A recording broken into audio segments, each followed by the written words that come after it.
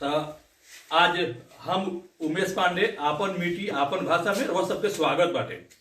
संध्या काल के टाइम बाटे।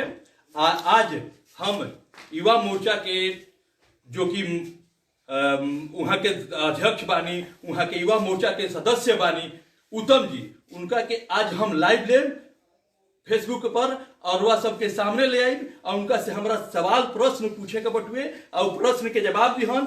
हमारी मुहिम बिया कि ई मुहिम से ज्यादा लोग के पास तक ले पहुंचावल जाओ, ऐसे कि बहुत सारा गतिविधियां पंचायत के अंदर चल रहा। जो चांदा पंचायत बटुए, ये चांदा पंचायत के अंदर बहुत गतिविधियां चल रहा बिया और बहुत दूर दराज रहे वाला आदमी बनन जो उनकी ये पंचायत के मैसेज और समाचार ना देख पावेलन। जैसे हमारे सैनिक भाई बा लोग जो कि बॉर्डर पर बा लोग, उ लोग के छुट्टी ना मिल पावेला तो उ लोग ना पहुंच पावेला लोग तेजा के जोन भी बाटे मैसेज वो लोग के पहुंच ना पावेला, जो भी पंचायत समाचार बा जो पहुंच ना पावेला वो लोग खातिर हम विशेष रूप से जो नौकरी कर रहा बा जे जब पंचायत से बाहर बाटे वो लोग खातिर विशेष रूप से ये कार्य मुहिम हम चलौले बानी। ये मुहिम में आज सर्वप्रथम आपन मीठी आपन भाषा में रुआ सबके सर्वप्रथम हम युवा मोर्चा के जो युवक भाई प्रत्याशी मुखिया के प्रत्याशी बानी उत्तम जी, उनका के हम आज लाइव लें और उनका से हम सवाल करब।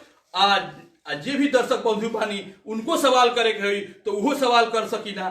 कमेंट बॉक्स में रुआ कार्य सवाल करी, उत्तम जी ओकर जवाब दिहन, खुल के जवाब दिहन, हम खुल के इनका से कार्य सवाल करब। तो वह सबके अब ले चल बानी उत्तम जी के पास में और उत्तम जी से हम सवाल करे जा रहा बानी कि आखिर ए पंचायत के अंदर में आके का करी हन, वो मुखिया बन के का करी हन, मुखिया बनी हन तो का विकास करी हन, का विकास होके के चाहिए उनका के का मॉडल बटुए, का उनका के दिखावे के बटुए, का देखई हन कौना बेस पर पंचायत के चुनाव लड़ल चाहता नहीं वहां के वो चीज हम दिखावल चाहता नहीं। तो हम आज उत्तम जी से बात करब, आई रुआ के बात कराओ। नमस्कार। सबसे पहले चंदा पंचायत के जितने भी नागरिक हैं, सदस्य हैं, वृद्ध हैं, माता बहने हैं और दोस्त युवा साथी हैं, उनको मेरा नमस्कार। तो उत्तम जी हम बहुत कुछ हम चर्चा में और बहुत माने आतना चर्चा बटुए तो हम चर्चा के देखते हुए हमारा अंदर से ई फील होके लागल है कि जोन भी नया साल में हम ये प्रोग्राम रखले रहनी है, अपना विचार बनल है, सारा अपन सिस्टम बनल रहनी है, तो हम चक्कर में पड़नी है कि काहे ना हम नया साल में ही उद्घाटन कर जाओ और हम बोलबाला और आवाज युवा मोर्चा के आवाज से हम सुनी है तो कहीं काहे ना हम सर्वप्रथम उत्तम जी से ही इंटरव्यू लिहल जाओ और उत्तम जी से ही शुरुआत कर जाओ। तो नव वर्ष में रुआ सबके स्वागत बा। हम उत्तम जी से आज हम प्रश्न करे जा रहा बानी। सर्वप्रथम यह प्रश्न बटुए कि रुआ मुखिया प्रत्याशी काहे बनल चाहता नहीं। एगो तो बात हम कहे भुला गई है कि नव वर्ष के मंगल में नव वर्ष के मंगल में सबके जीवन में 2020 के जो साल रहा, कोई के आर्थिक क्षति पहुंचलस, कोई के बहुत कुछ ही कैलस, तो एकरा के 2021 सबके जीवन में अच्छा हो। अब बात रही रहा कि वो मुखिया काहे बनल चाहते, तो पहले तो जाने के पड़े कि हमने के जोन पंचायती राज आई रहा वो कहाँ आई रहा। आज शहर और गाँव कहाँ दूर रहा। शहर के विकास दिन रात होता, गाँव के विकास तो होत नहीं थे। तो शहर के विकास और गांव के विकास चूंकि पिछड़ल ना रहा, महात्मा गांधी के सपना रहा भारत जो है गांव का देश है। अगर भारत के सही में विकास करते तो गांव के विकास तो गांव के विकास में सरकार ये क्या किलस कि बलवंत राय मेहता समिति की सिफारिश पर त्रिस्तरीय पंचायत के गठन किया। गठन के कारण का भइल पंचायती राज के कि आम जन तक गाँव के सरकार की योजना पहुंचे। तो सरकार की योजना पहुंचे ओकरा खातिर भाई सरकार का किलस की पंचायती राज लगस। लेकिन पंचायती राज लावे के मुख्य उद्देश्य जोन बा उका कहां तक सफल बा। सबसे पहले ये जोन सवाल बा बहुत ही जेन्युइन बा, बहुत जे भी प्रत्याशी बा चाहे हम लायक बानी कि ना हमू नहीं जाना जी। तो सबसे बड़ा ये चीज बा कि देखी पंचायती राज में तीन चीज एगो की पंचायती राज सरकार ला देलस, एगो जनता बन जे सबके चुनी है और दूसरा प्रतिनिधि बन। तो प्रतिनिधि जनता मिल के ही देखी जनता के भी जनता क्वेश्चन बा और प्रतिनिधि क्वेश्चन बा, दोनों के जब संजोग हो तो पंचायत अच्छा हो मन विकास के रफ्तार पर। हाँ, तो हम देख लिया जाओ कि वर्तमान जो स्थिति बा पंचायत के कहाँ तक सही बा।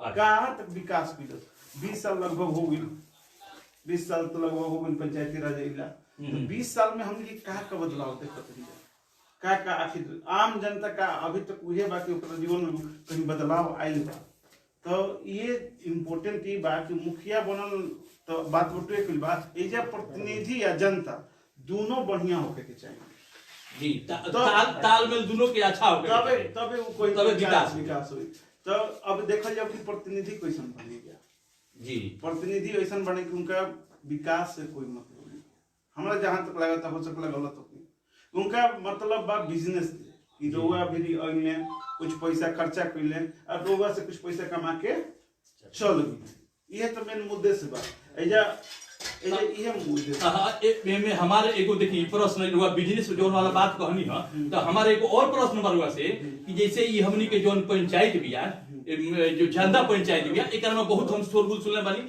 ये भी सुनले बानी कि ई पंचायत जो कि बिजनेस हो गई बिया जैसे कार 3 रुपया के जोन सामान खरीदले बानी ओकरा के हम 30 रुपया में बेचब तो वही तरह की बिजनेस मॉडल भी कार हुआ माने ई बिजनेस मॉडल में रुआ क्वेश्चन लागत है मान ली कि एकरा में रुआ सक्षम हो जाई सक्षम तो बात अलग बा ये हम पहले संदेश देखी कोनो चीज विचारिक बदलाव लाओ तो पहले सबसे पहले विचार के बदलाव लाओ जाए हम अगर अपन बात रखत नहीं कि जन लोग के अच्छा लागल तो हमरा के सपोर्ट करी ना अच्छा लागल तो ना सपोर्ट करी कहे का अर्थ ई बा कि हम कहनी कि पंचायत के विकास दो चीज से होला एगो प्रतिनिधि से होला एगो जनता से होला जनता भी उतने उत्तरदायी बने जितना प्रतिनिधि तो दोनों के अगर संतुलन सही रहे तो पंचायत के विकास सही हुई प्रतिनिधि जो करते हैं कि वो कुछ पैसा लाके जनता के गुमराह करते हैं जनता भी गुमराह होती है अगर जनता भी गुमराह ना हो वो अपन हक के लड़ाई समझो कि आगे वाला जी आवता वो क्या करता तरह का दिन का लड़ता अगर विकास खातिर लड़ता तो ठीक बा अगर तरह को पैसा खर्चा करता तरह के दारू मुर्गा के प्रलोभन देता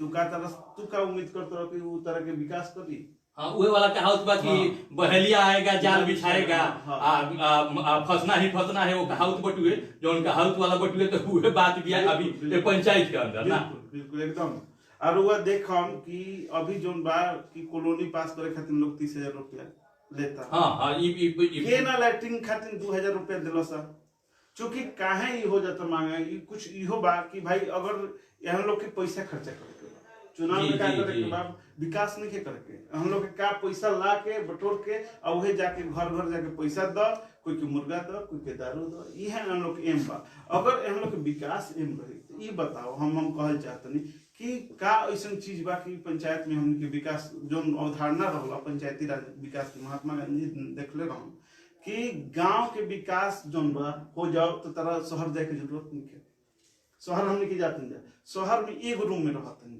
एक रूम में बहुत कंजेस्टेड रहते लेकिन फिर भी हम जाए पर कहाँ मजबूर तुलल बनी कहाँ हम तुलल बनी कि भाई हमारे लड़का इधर रही तो खराब हो जाए हमारे कहाँ अभी जौन एगो महात्मा गांधी के बात बोलनी है महात्मा गांधी भी कुछ मान ली कि वहां के आत्मा देखत हुई तो वो भी शर्मा जात हुई कि हम पंचायती राज बनौनी तो कैसन बनौनी या का हो गई हम का सोच रख लेनी का ही हो गए बिल्कुल अच्छा अगला सवाल रोआ से हमरा ई बटुए कि रोगा आईएएस के विद्यार्थी बानी बहुत खुशी भइल हमरा ई हम जननी तो बहुत हमरा अच्छा लागल आप माने हमार भी सौभाग्य बा ई चीज के कि एगो आईएएस के विद्यार्थी के इंटरव्यू हम ले रहल बानी इससे बड़ सहयोग आ सौभाग्य हमारा खातिर कुछ नहीं है तो रोगा आईएएस के विद्यार्थी रहनी हम तो अभी रोगा कार्य ओकरा के छोड़ के आ रोगा फील्ड में कूद गईनी का ये प्रकार वाला टिप्पणी बा हमरा समझ में नहीं आवत ई हमरा बस के बात नहीं रो एकरे समझा दी तनी बिल्कुल देखिए बात ई बा कि जब हम लॉकडाउन में जाएंगे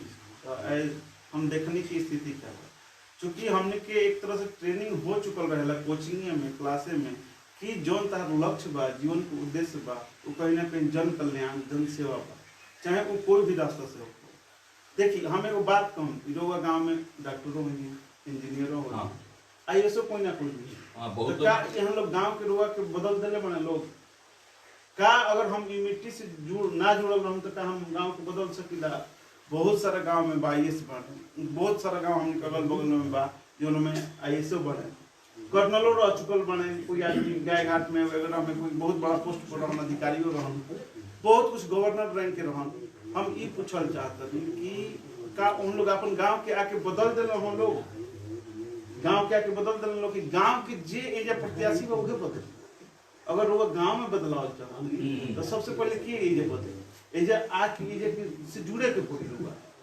एजे ना रहम एजे के ना समझम लोग के एजे के तो लोग एजे के विकास ना करम अपन खुद के विकास करें। तो सेवा भाव कहीं होके चाहे वो आईएएस में हो चाहे पंचायती राज में हो चाहे कहीं हो ओले मतलब नहीं कर। तो यह सबसे इम्पोर्टेंट बात कि लोग कहीं रही चाहे कुछ एगो आम नागरिक भी रही तो वो बहुत केहू तरीका में सेवा भाव करी उहे सेवा भाव बा। तो बहुत बढ़िया ई बात लागल। देखी यहाँ के आईएएस के विद्यार्थी बानी अब बहुत बढ़िया सटीक जवाब दिहनी, बहुत बहुत बढ़िया लागल। और एगो रुआ से अभी हम करे ई सवाल एगो हमरा मन में घूम रहल बा, ई भी हम सुन रहनी है कि रुआ ब्लॉक में आरटीआई मांगले रहनी है लोग जनप्रतिनिधि के ऊपर में जो भी वर्तमान अभी अथी बा लोग माने शुरू से लेकर लास्ट तक ले तो का वो आरटीआई के बारे में हम जानना चाहता नहीं का और माने पेंडिंग में बाटे कि रुआ सफल हो गइल बनी कि असफल बानी में रुआ एक का भी टिप्पणी बा। देखी अभी हमने के अगर बिहार की स्थिति देखल जाओ तो बिहार जोन बा पूरा भारत में राजस्थान के बाद दूसरा सबसे भ्रष्ट राज्य है। मतलब देखल जाओ तो सबसे दूसरा भ्रष्ट, लेकिन ये भ्रष्टाचार पूरा भ्रष्टाचार के खत्मे करे खातिर सरकार 2005 में आरटीआई अधिनियम लाई, राइट टू इन्फॉर्मेशन, जेकरा के सूचना के अधिकार कहल जाए, जो में आम जन बा कोई से सरकारी तंत्र से सूचना पा सकेला कि ओजा का खर्चा बा, ओजा के ओकरा के देख सकेला कि सही गलत का बा। हम ब्लॉक में चूंकि देखनी कि हम एक बार बैलेंस चेक कर चाहनी कि एजा का परिस्थिति, तो हमरा बहुत एगो मात्र अभी देखी लोग के दिखावत नहीं एगो ई मात्र आरटीआई हम मिलल बा, जो में 6 आरटीआई में एक मिनट रुआ के रोकब कैमरामैन से हम आग्रह करब तेरमिनी एक पेपर के जरूर रुआ दिखाई ऐसे कि देखी ई पेपर यहाँ के रखले बानी, ए पेपर के देखल जरूरी बाटे आ जनता के बीच ए पेपर के पहुंचावल जरूरी बटुए। अब उत्तम जी आगे बोली। अब देखी आरटीआई काहे नहीं के मिलत एगो सुन बात, ई एगो छोटा मोटा आरटीआई हमरा मिलल तो ई आरटीआई में नली गली के आरटीआई 7 के आरटीआई तो ई नली गली के सिर्फ ए में बतावल गई कि लगभग देख लीलाधरपुर में लगभग 68-69 लाख के काम होगा, लगभग मतलब 70 लाख के काम होगा। ऐसे ही कुल मिला के चारों गांव में लगभग कोनो गांव में 40 लाख, कोनो गांव में 35 लाख, कोनो यही तरह कोनो नली रुआ देखम तो 10 लाख के इर्द गिर्द में ही रहता। तो अगर उन लोग आरटीआई दे दी है लोग तो रुआ भंडा फोड़ चलम तो उन लोग अच्छा नहीं लगी। रुआ उन लोग के मालूम बा कि देखी मनरेगा की बात करते हैं, देखी लैपटॉप हम खोलले बनी एमे मनरेगा के लिस्ट निकलले बनी, एमे 1700 लोग बाने पंचायत में मनरेगा में लिस्टेड बाने। 1700 लोग में लगभग हमरा बुझाता कि कम से कम 1,77 लाख रुपया आ चुका है। लेकिन लोग से पूछो न कि लोग मिलल पैसा तो कहीं क्या मनरेगा में तो एक बार काम कोइले रही जी हमरा पैसा नहीं। सबसे बड़ा खुलासा मनरेगा में मजदूर के नाम बटुए, मजदूर काम कैलन कि ना काम कैलन उ नहीं हम जानत, लेकिन ओ लोग के खाता में 54 भी ना सोना 0 बाटा सनाटा हो गई। ई सबसे बड़ बात रुआ बानी कि मजदूर तकले माने उ पैसा पहुंच ना पाए, यानी बीच में बिचवनिया उ पैसा के घपला कर गई। एकदम बात हम ए ले देख कहल का चाहत नहीं कुल मिला के कि रुआ सब प्रतिनिधि ऐसन चुनी, हमरा से अगर कोई अच्छा है तो ओकरो चुनी, हम नहीं की करते हमरा के चुनी। लेकिन एक बार रुआ देख ली कि अपन वोट के वैल्यू का बा, ऐसा ना हो कि रुआ 500 रुपया को वोट दे दी, अपन मुर्गा दारू को वोट दे दी आ काल बेले रहो जो लड़का हो कहीं के ना मजदूरी करे, कहीं जाके ई करे, कोई ओकरा शिक्षा ना मिले, स्वास्थ्य ना मिले, इहे तरह ओकर रोजगार ना मिले, इर्द गिर्द भटकत चले। देखी पंचायती राज गांव में ले आई कि देखी शिक्षा का करल जाओ कि शिक्षा स्कूल के शिक्षा ठीक कर दिहल जाओ, स्कूल के शिक्षा ठीक हो जाए तो बढ़िया हो जाए। एक बात भइल कि स्वास्थ्य केंद्र फरियार में देखी स्वास्थ्य के उप केंद्र बा, प्रतिनिधि लोग मुर्गा दारू देता ना, कभी ई भइल कि चलो काहे ना ठीक कर दिहल जाओ, उप केंद्र बा ओकरा के तनी क्या कर जाओ, ओपीडी ओजे खोल दिहल जाओ, ओजे नियमित रूप से सप्ताह में एक दिन डॉक्टर आवस, एक दिन का होके कि लोग के एथी ओकर स्कूल ठीक से चलो, ई चीज होके चाहिए। बात ई रहल एकरा बात भइल कि जौन कुछ भी योजना होता, कोरोना में बहुत योजना है, बहुत कुछ है, तो सबके मिलत कि ना कोरोना के अपन आदमी देखिए उत्तम जी के हम रोकब कोरोना आई रहला, बहुत बड़ा महामारी आई रहला, एकरा में पूरा सिस्टम अस्त व्यस्त हो गया रहला, जो कि कोरोना के बारे में उत्तम जी छेड़ देले बानी। कोरोना ऐसा दिक्कत कैलस कि बड़ा से बड़ा लोग के अस्त व्यस्त कर दियलस। तो कोरोना में यहाँ कहते कि बहुत सारा फंड आई रहला, का जनता तक ले पहुंच पावल बा कि नहीं पहुंच पावल। अब उत्तम जी से हम पूछब कि का जनता तक ले पहुंच रहा कि ना पहुंच रहा। देखी बात ई बा कि बहुत चीज बा, हम जिसे कहनी कि आरटी हमरा ना मिलल, बहुत कुछ ऐसन बा कि हम लोग के ही सिस्टम पर रहता, एक बाद ओकरा कोई के पता नहीं चलल। तो एगो आम सभा के बारे में रोज जानत कि आम सभा जौन होला लोगों के बीच में होला। हमरा के कोई ऐसा आदमी मिल जाओ जो कह दो कि यहाँ नियम देखी, हर पंचायती राज में हमने पढ़ले मिल जाए कि 3 महीना में एगो आम सभा होखल एकदम जरूरी बा। का ये जो को आम सभा होइल बा, के जानता कि आम सभा कौन चिड़िया का नाम हो, कोई बता दो। का कोई प्रतिनिधि हमने लेखा आके कोई बताओ तो कि हाँ आम सभा का कोई प्रतिनिधि हमने लेखा आके लड़ के नली बनवावत नहीं का कि हई नली भई बा, हई नली बना दिहल जाओ। माने देखी यहाँ के फिर हम जो कि आम सभा के बात भइल तो आम सभा का होला कि जैसे भी कोई भी विकास पंचायत के अंदर आए तो ओकरा के 5 आदमी 10 आदमी जो भी आम सभा बटोर के वो विकास के मैनिफेस्टो रहते ओकरा के विकास के आगे बढ़ावल जाला। हाँ। यही बात रोज कहे के माने ई बिया। देखी कोई भी मुखिया आवत रहो तो हम एक बार उनका से निवेदन करम प्रतिनिधि कि रउआ सब जोन बा खर्चा पानी जोन करत नहीं, एक बार सोची कि तनी विकास के बारे में बात करी। तनी एक बार रउआ विपक्ष के रूप में भूमिका आइल बा कि हाँ रउआ विपक्ष का हालत नहीं एगो जाके करे के चाहिए। रउआ पैसा लेके आवत नहीं, उड़ावत चलत नहीं, अपन हवा बनावत नहीं, आगे जाके वोट लेते। एक बार रउआ सिस्टम खातिर नहीं ही सामने चंदा पंचायत युवा मोर्चा हर सामने आएगा, हर नली गली हर जहां बा जेकर समस्या भइल बा, आधार कार्ड कहाँ ना भ्रष्टाचार हो, रउआ सब कहाँ रही जा। अगर रउआ इतना बढ़िया अपना प्रतिनिधि मानत नहीं जा तो काहे ना ये विपक्ष के काम करी ना, एगो बढ़िया रोल में आई। देखिए विपक्ष सबसे बड़ा अहम भूमिका निभावेला विकास के कार्य में। अगर विपक्ष तगड़ा ना रही तो विकास रुक जाए। तो बहुत बढ़िया माने एगो बात हम बोलब यहाँ के विपक्ष के जो नेता बानी जो बहुत तगड़ा नेता अपना के साबित कर रहल बानी कि हम एकरा पहलू पर हम कार्य खड़ा गिरनी है, इसके चलते विकास के प्रक्रिया आगे बढ़ल।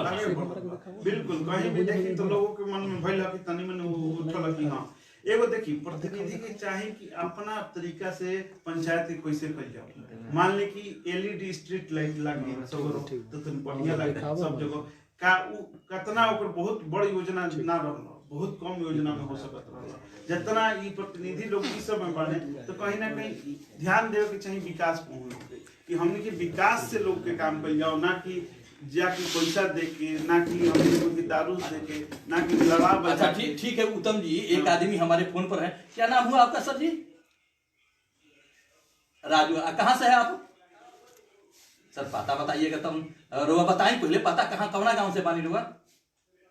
अच्छा ठीक बा प्रश्न। अच्छा ठीक बाटे रोआ गुप्त रखल चाहता नहीं तो हाँ रोआ प्रश्न का पूछल चाहता नहीं स्पीकर में यहाँ के प्रश्न पूछ जाए कि लोग भी जानो।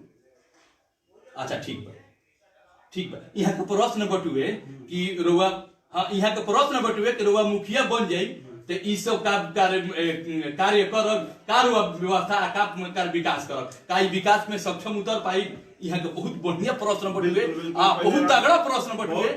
राजू जी हम कार्य बहुत बहुत धन्यवाद रुआ के फोन करके प्रश्न पूछनी। यहाँ के प्रश्न बटुए कि कार्य मुखिया बन जाए प्रत्याशी जीत जाए तो का यही तरह के जो भी बात बोल रहा बानी वो तरह के विकास करब कि फिर जैसे पीछे लोग पर जनप्रतिनिधि बाण वही लोग कार्य रास्ता पर चल जाए। विकास करे के ना रही तो हम ऐती कहेंगे। सबसे बड़े पहले लोग पूछने कि आईएएस के वो स्टूडेंट बनी, फिर कहीं ना कहीं हमरा दर्द कहीं ना कहीं दर्द झलकल बहु कि ई कोरोना जो दिलस बहुत बढ़िया मैसेज दिल कि प्राकृतिक ही सब कुछ बा, गांव के छोड़ल ठीक नहीं की। काल गले लोग कतनो बड़ अवसर बन जाई आ कोरोना जैसन बीमारी आई तो कुछ दिन के बाद तो गांव में भागे के पड़ी नो कि गांव से हट के चली। काल अनाज उत्पादन रुआ का अनाज तो ना उत्पादन करला, अनाज तो किसान उत्पादन करला, गांव घर उत्पादन करला। तो गांवे घर ठीक ना रही तो आईएएस बनल ना बनल हम देखे से कोनो ठीक नहीं किया ओले एले बढ़िया। बाकी रुआ जो कहनी कि रुआ का करो तो सबसे बड़ा होला विचार कि हमार विचार का बा, हम काहे में हम देखनी कि यहाँ जोन बा बिजनेस मॉडल बा, कहीं ना कहीं कोई पैसा लेता कोई ई करता तो एक बार काहे ना जनता के जागरूक हो जाओ। हम का कहनी कि प्रतिनिधि अकेले सुधार ना सकेला, प्रतिनिधि चाहिए तो पंचायत ना बन सकेला, खाली प्रतिनिधि के साथ जनता भी उतने उत्तरदायी बने एगो पंचायत के बनाव में। तो हम एगो जनता से अपील करम कि रउआ देखी रउआ जैसे जे मान ली ई सब कहे के ना हो कि रउआ के पैसा कोई देता ले ली का दिक्कत बा, अब मजबूरी बा लेवल काहे कि ऐसा बा, लेकिन उहे आदमी के वोट दी जी ओकरा लायक हो। हम अगर लायक होगी तो हम रोक ना दी लेकिन अगला जो बढ़िया ओकरा के लायक दी एमे देख ली कि रउआ के सही बा। ये बात पर हमरा हंसी छूट गई कि यहाँ के कहनी है उत्तम जी कि पैसा ले ली लेकिन जे लाइक प्रत्याशी हो ओकरे के चुनाव लड़ी। बहुत तगड़ा प्रश्न बिया, ये हंसे वाली बात बिया।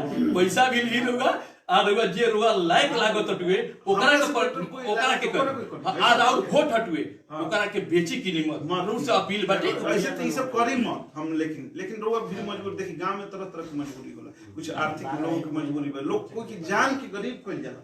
देखी जी जान की गरीब कइल जाला कि गरीब रहम तो रुआ हमरा भी दिया, गरीब ना रहम तो रुआ हमरा भी ना।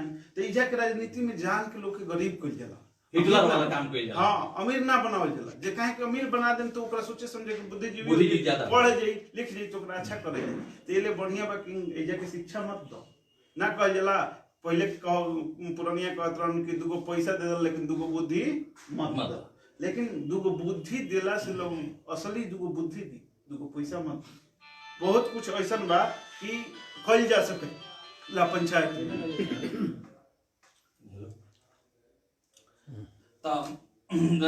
रुआ सब के उत्तम जी लास्ट सवाल बा है कि जनता से का अपील बा?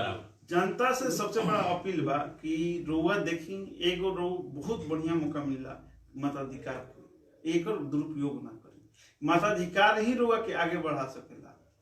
आज देखी बिहार से स्थिति अच्छा पंजाब के बा, बंगाल के बा, बिहार कहीं खराब बा। काहे कि लोग एजा मताधिकार के प्रयोग दुरुपयोग ढंग से करत हैं। अगर हमनी के सही ढंग से करम जा तो हमनी के पंचायत बहुत अच्छा जाई। हम इतना कहत नहीं कि एगो पंचायत के हमार विजन बा कि हम स्वास्थ्य के प्रति अच्छा करी, कि स्वास्थ्य कहीं ना कहीं लोग के आम लोगों के स्वास्थ्य पहुंच जाओ। इंदिरा आवास में कोई के पैसा मत देवो, आ शौचालय में 2-2 हजार रुपये लोग के देवो तो ऊ मत पड़ो। आ कहीं ना कहीं जोन बा लोगों के काम होके, जरूरतमंद के काम होके, मुंह देखौल वाला काम ना होके कि मुंह देख के राजनीति रउआ के जानबूझ के गरीब मत कर जाओ। ये हम कहम कि रउआ अपन वोट के जोन बा वैल्यू समझी। बहुत बहुत धन्यवाद उत्तम जी। जब अभी तक देखली है कि उत्तम जी से हम लाइव रहनी है, संध्या काल हो चुकल बटुए। हम तो एगो बात तनी मैंने डिस्टर्ब करब, एगो बात कहूं कि जैसे हम लाइव होइनी तो काहे ना कोई और प्रतिनिधि कोई लाइव आओ। सबसे बड़ा बात बा कि हम अपन बात जो रखत नहीं, हम मैनिफेस्टो अभी नहीं बतैले, हम का करम का ना हम अगला यहाँ के लाइव में आके बताई। लेकिन कुछ लोग आके बताओ अपन विचार भी प्रतिनिधि बताओ कि हम जोन बा चंदा पंचायत का करम का।